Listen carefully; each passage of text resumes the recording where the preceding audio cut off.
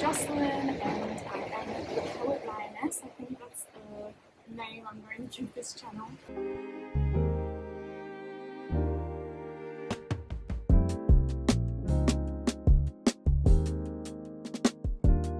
Can't really tell how this is like showing up on the video, so I apologise.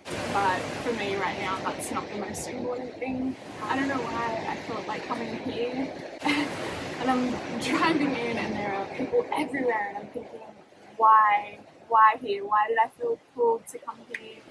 I want to avoid people. I have a fear of being seen. Like right now there are people everywhere around and I'm thinking, what? Like why? Oh my goodness, like I was off, like I don't know why I felt like I should come here. Maybe I'm not meant to record, maybe I'm just meant to be here. And as I'm driving, I see the brightest rainbow through the trees and I'm like, of course, the most brilliant, beautiful, bright rainbow. And it was just funny because rainbows are a sign for me. There's something that always seems to show up in my life when I need that reminder of like hope. I need reminders that, you know, everything I've ever wanted to manifest, like when I manifest them, I see rainbows. It's a thing.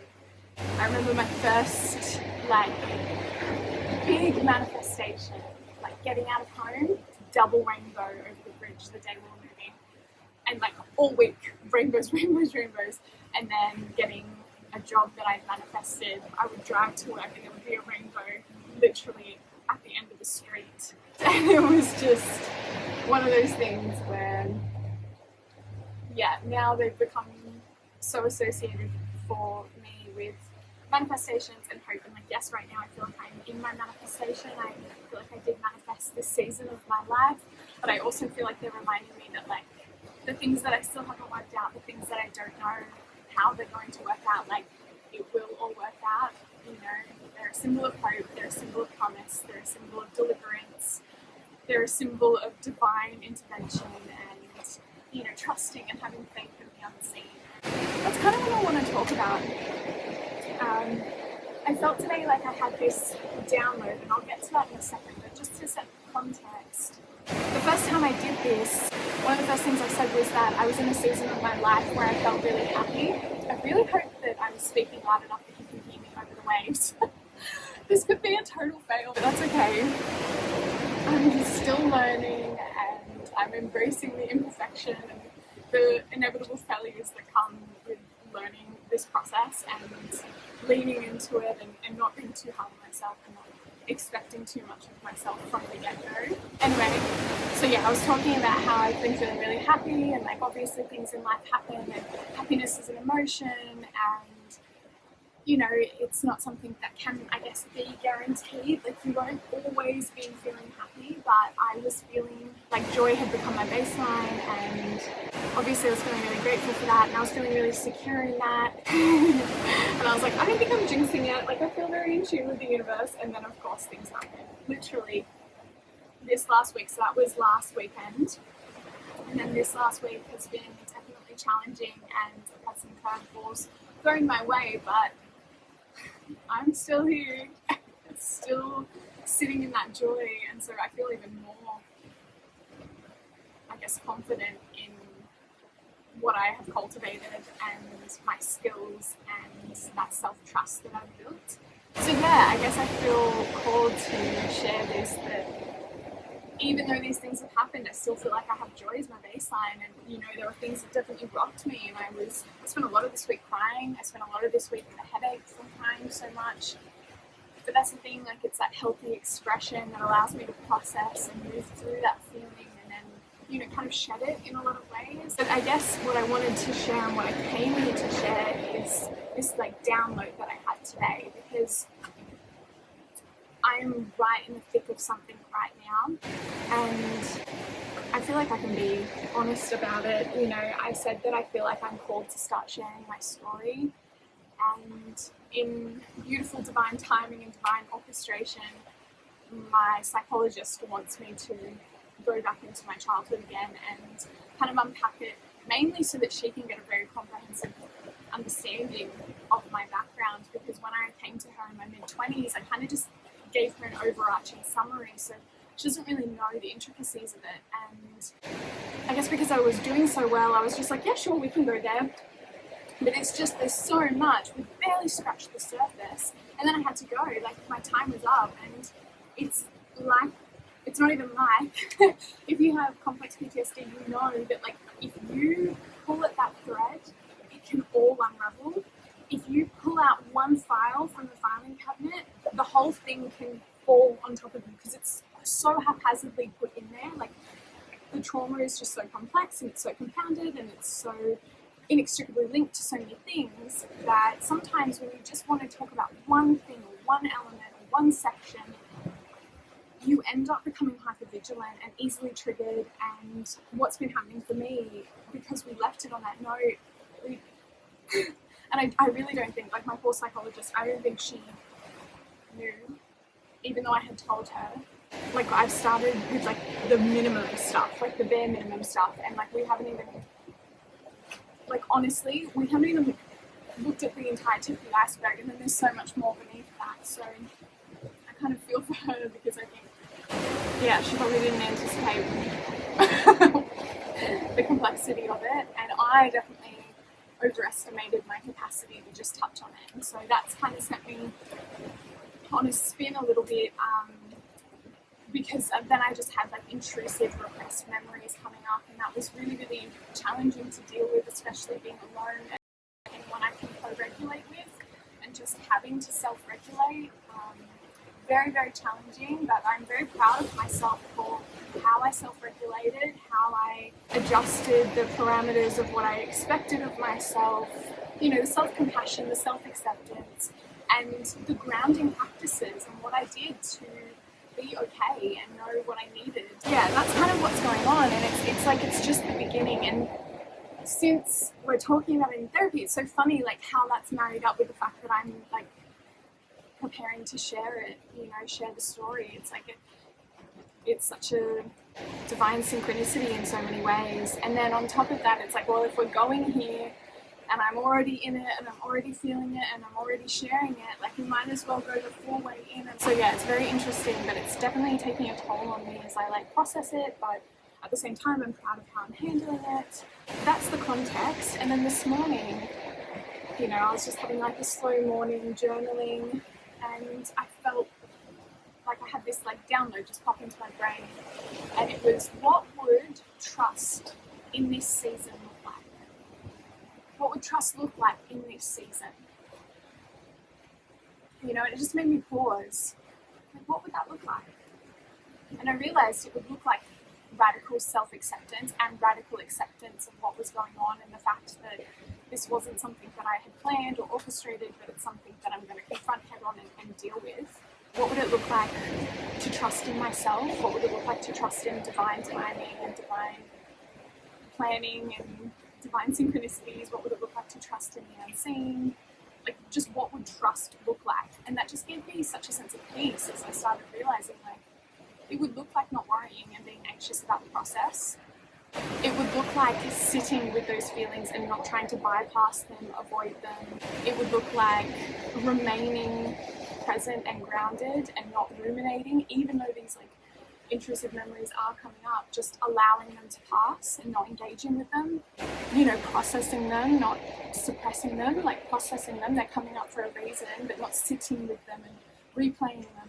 And it would look like having the trust in myself to know that I don't need to depend on anyone else to go through this. I don't need to depend on some form of escapism. I don't need to numb. I don't even need to distract. I just need to be present and trust in my ability to handle this, because I've been through it before and I can do it. And it would look like trusting the fact that it is no coincidence that it's coming up now and that I'm also pivoting to do this. So yeah, talking about overcoming a fear of being seen, just having people walking past. I'm still talking, I'm still recording, I'm not running away.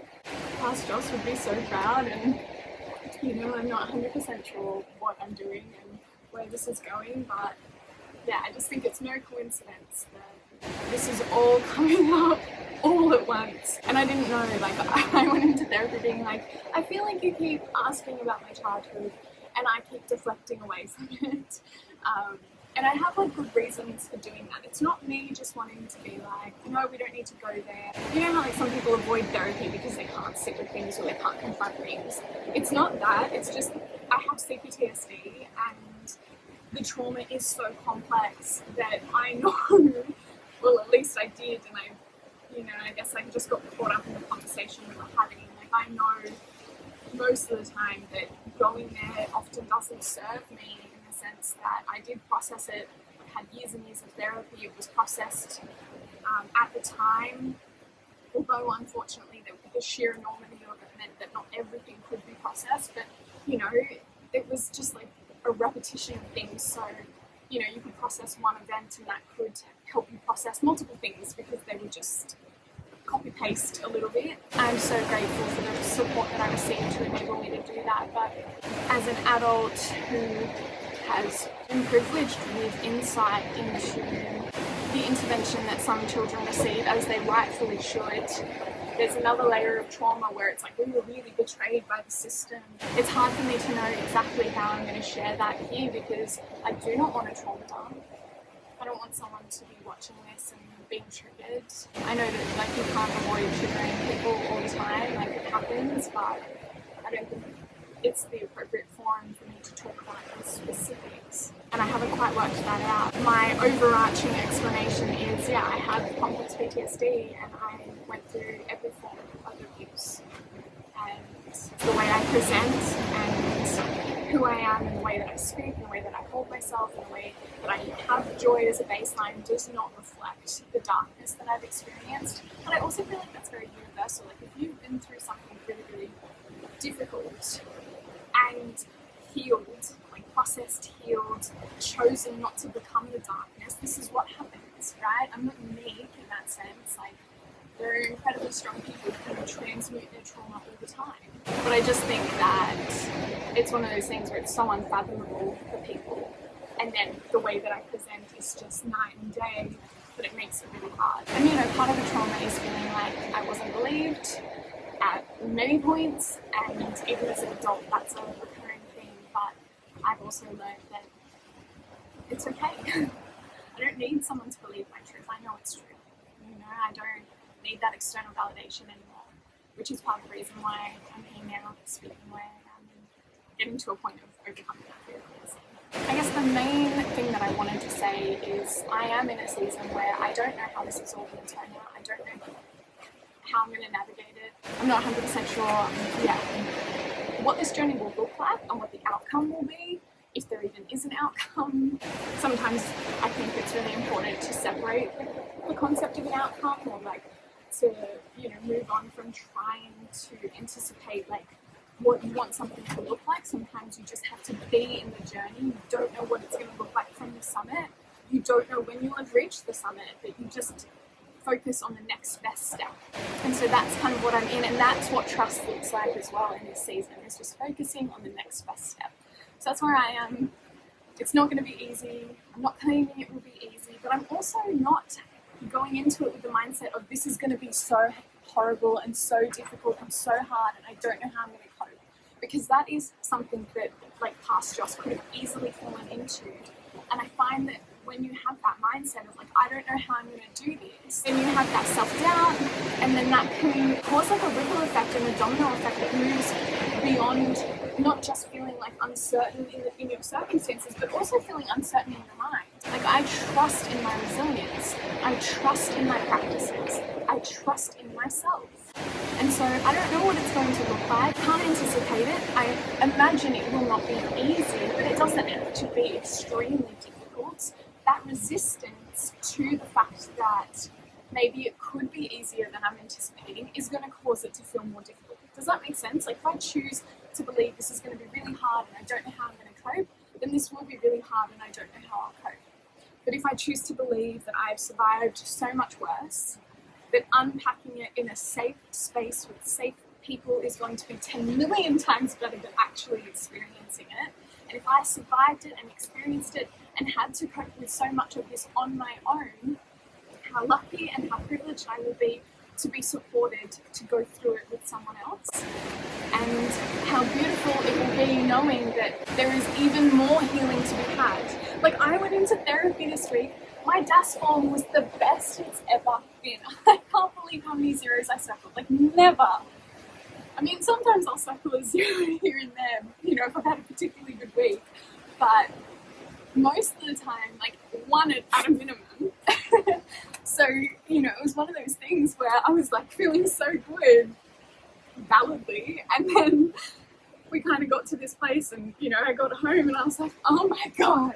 And it hit me, and I did take a little video because I thought, well, actually, I was prompted to. Something said, you need to record this. Like, I saw a video being like, record this.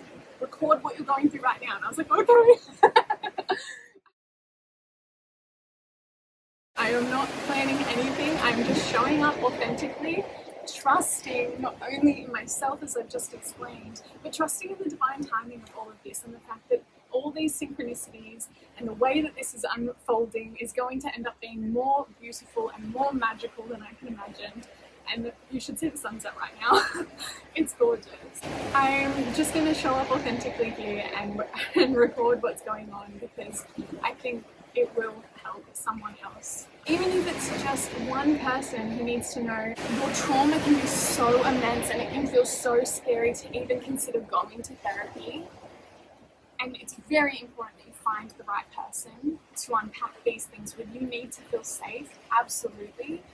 But also recognizing that, like, you can't imagine the healing that you're going to. Like, I didn't know when I re-engaged in therapy at the end of last year how amazing I was going to feel now. Like, I had no idea. Like, it's incredible. All the work that I put in over the last 8 months or so means that now, when this is all coming up, and it is really overwhelming, and I did spend all day in bed yesterday crying, because that was necessary, and I needed to not judge myself and have the self-compassion to know that that was a valid response to have. I was having these intrusive memories. I needed to cry. But also, that's all that healing that's equipped me and empowered me to now confront this head on. And so I'm just trusting, like, there's part of me that's resisting it. Like, why do we need to go through this? Like, it is what it is. I've accepted it. I've moved on. I'm okay now. So why? But it's that thing of, like, when I engaged in therapy, I didn't imagine where I'd be now. I couldn't have seen this. And so it's the same thing. In 8 months' time, what will I be saying, you know, about this journey that I'm embarking on, this chapter of the journey? I can't anticipate the healing. I don't know what it will look like. I don't know what the outcome will be. I have no idea about the twists and turns, you know, the things that I will have to climb and overcome. But I do know that I am capable. And I do know that I am so resilient and so strong. And I've built a lot of self-trust. And as long as I hold myself gently with self-compassion and self-acceptance and, like, true unconditional self-love, it will be okay. I'll be okay. And so, yeah, that's what trust looks like in this season. It's surrendering control and the illusion of control. It's surrendering to the fact that I don't know how this will all play out. I don't know how this will play out. I don't know how this will be received. But I'm trusting and being obedient to the fact that I feel called, and the universe is responding by being like, babe, this rainbow is here, you know, as like a divine reminder that, like, when you trust and are obedient to those calls and believe optimistically in the fact that it's all working out for your highest good, it always does. So just trust us. And this has been so good for me. Like, I can't stop smiling. Like, this, I feel the most fulfilled doing this. It's crazy how much I have felt called to do this, but have felt too afraid, and especially with that fear of being seen. And I still haven't posted anything. I'm recording this with those things sitting in a folder on my computer, but again, like I said in my last video, I don't need to know all the answers. I just need to trust. I just need to show up as my most authentic self and trust that through that, magic happens. Magic that I can't anticipate. So if you have been here and listened to this ramble and actually found some value in it, please let me know. Please drop a comment. Even if you just drop an emoji, maybe just like a wave emoji, that would be so encouraging for me to know that it has some type of meaning. And honestly, even if I don't get that encouragement, that's okay. I'm just going to do this anyway. That's like that true surrender and trusting in the fact that I don't need external validation. And I'm doing this because my cheeks hurt from sweat. You know, like this is what I'm meant to be doing. I can feel it. I did bring my poetry book, so I feel like I should probably read something before I say goodbye.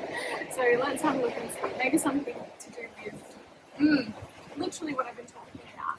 Ooh, I've got a couple. Okay, so this is me semi-resisting unpacking it. It really had nothing to do with me. Every cruel and unkind deed, a reflection of their heart, their pain, their lack of empathy. I could lay in bed for years and cry these healing tears, but wouldn't that be a waste of my freedom? I want to live and enjoy my dreams. And that was really encapsulating this feeling of like, I could just wallow and ruminate on it all, but like, I know that's not going to serve me. And I had that time, I allowed myself that time, and I was just kind of like, I was done. Like, I was over it. I wanted to go live. Like, I am living the life that, you know, little Joss manifested. So I've got to like be in it. Then another one. This is about knowing that I need to unpack it and that feeling that tension, I guess. I know I must need to unpack it if going back there brought all these repressed memories to the surface. But if you understood the enormity, the sheer volume and intensity of traumatic memories, you would finally realize how remarkable it is that I am the way I am. And despite all the cruel abuse, I could not possibly remember it all. It's far too frequent. Often they make no sense. A woman blinded by drunken rage, dissociative identities and psychosis. There is no sense to be made of it. Only radical acceptance. Knowing her pain was not my responsibility or fault. I did my best to love her regardless. But do we really have to rehash what happened? There are no breakthroughs or answers. Honestly, this feels a bit like rumination. But I guess we're only in the talking part. Perhaps relief will come from the EMDR. But I was excited for where I was headed, and now I feel like I've been taken right back. Maybe I'm not giving myself enough credit. I am addressing it and I'm handling it. Guess all I can do is my best, focus on what works, what keeps me grounded in the present, and trust it will get better for me. So you can hear like I'm really resisting it because it's tough, and obviously I would rather not, but I guess, yeah, that's the breakthrough I had today with that divine download of like, what does it look like to just trust this process? To just trust this is all happening for me, for my highest good. And another one, for so long the pain of my past was my identity, but I no longer want to be ruled by the echoes of cruelty. I love my brain and I love my body. They work so hard to protect me. Compartmentalizing and repressing what otherwise would haunt me, yes, it isn't healthy. But how do you process the sheer enormity without professional support, which requires a certain amount of privilege? It's not like I'm running around with all my baggage, certainly not making it anyone else's problem. I'm not saying I don't need to work through it, but as well as I'm doing, I'm not out of the woods yet. First, can we get someone else to pay for this care? That was me before having that revelation of like, what does self-trust look like, right? Like I trust in my ability to handle this. I got this.